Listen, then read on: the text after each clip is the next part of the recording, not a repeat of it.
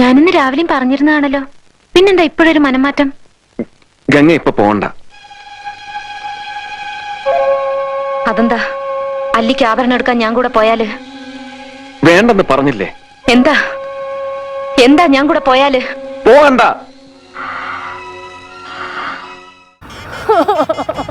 എന്നെ വീട അമ്മ, ഞാൻ പറഞ്ഞല്ലേ ഞാൻ പോകുന്ന. എല്ലാവരും പോണ്ട്, 45 കുട്ടികളും 43 പേരും പോണ്ട്. പലരും പോവും, ദീപാജ് പ്രസാദ് പോവും, ജിഷാബിക്ക് പോവും, പല ആൾക്കാരും പോവും. എനിക്ക് മാത്രം ഒരു സ്വാതന്ത്ര്യമില്ലേ വീട്ടില്? ഞാൻ വല്ലയിടത്തേക്ക് ഇറങ്ങി പോവുള്ളൂ. അയ്യോ, എന്റെ മോൾക്ക് ഭയങ്കര ബുദ്ധിമുട്ടോടെ നിൽക്കാൻ. അന്ന് മോള് ഇറങ്ങിപ്പോ അമ്മ ഒന്ന് പറ, അമ്മ പറഞ്ഞ അച്ഛൻ കേക്കൂ. ഞാൻ ചോദിക്കാനും പോണില്ല, നിന്നെ അച്ഛൻ വിടാനും പോണില്ല. വീട്ടില് ഞാൻ മാത്രം ഇങ്ങനെ എനിക്ക് പറ്റില്ല. ഒന്നാം തരം ഞാൻ അങ്ങോട്ട് മിണ്ടാണ്ടിരുന്നോളോ. കല്യാണം കഴിഞ്ഞിട്ട് നീ എങ്ങടാന്ന് വെച്ച പൊക്കോ, ഊട്ടിക്കാ കൊടൈക്കനാൽക്കാ മലേഷ്യക്കാ എങ്ങടാന്ന് വെച്ച പൊക്കോ. പിന്നെ കല്യാണം കഴിഞ്ഞാൽ അയാൾ വിടും. പഴയ കാലം എന്നല്ല, ഇന്നത്തെ ചെക്കന്മാരൊക്കെ എല്ലായിടത്തേക്കും വിടും. വിടാണ്ട് എവിടെ പോവാനാ?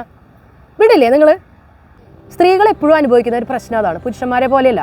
അവർക്ക് സ്കൂൾ കാലഘട്ടത്തിലോ കോളേജ് കാലഘട്ടത്തിലോ ഒന്നും ഫ്രണ്ട്സൊന്നും ആയിട്ടുള്ള റീയൂണിയനോ ഗെറ്റ് ടുഗതറോ അങ്ങനെയൊക്കെ വളരെ അപൂർവമാണ്. ആണുങ്ങൾക്ക് അങ്ങനെയല്ല. ഇഷ്ടമുള്ളപ്പോൾ എവിടേക്ക് വേണമെങ്കിൽ പോവാം, എന്ത് വേണമെങ്കിൽ ചെയ്യാം, അങ്ങനെയൊക്കെയാണ്. സ്ത്രീകളുടെ കാര്യം നിങ്ങൾ എപ്പോഴെങ്കിലും ആലോചിച്ചിട്ടുണ്ടോ? ജോലിയുള്ളവരുടെ കാര്യം ഒന്ന് മാറ്റി നിർത്താട്ടോ. അതല്ലാത്തവരുടെ കാര്യം എപ്പോഴെങ്കിലും നിങ്ങളൊന്ന് ചിന്തിച്ചിട്ടുണ്ടോ? വല്ലാത്ത ഒറ്റപ്പെടലാണ് അവര് പാവങ്ങൾ അനുഭവിക്കുന്നത്.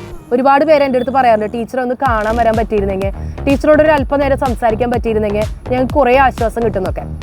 ഈ വരുന്ന ഒക്ടോബർ 11, 12, 13 തീയതികളിൽ വാഗമണിലേക്ക് നമ്മളൊരു ട്രിപ്പ് പോകുന്നുണ്ട്.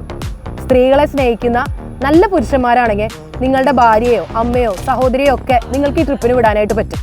അതിന് വരുന്ന റേറ്റും കാര്യങ്ങളൊക്കെ ഇതിന് താഴെ ഞാൻ ഡിസ്ക്രിപ്ഷനിൽ കൊടുക്കാം.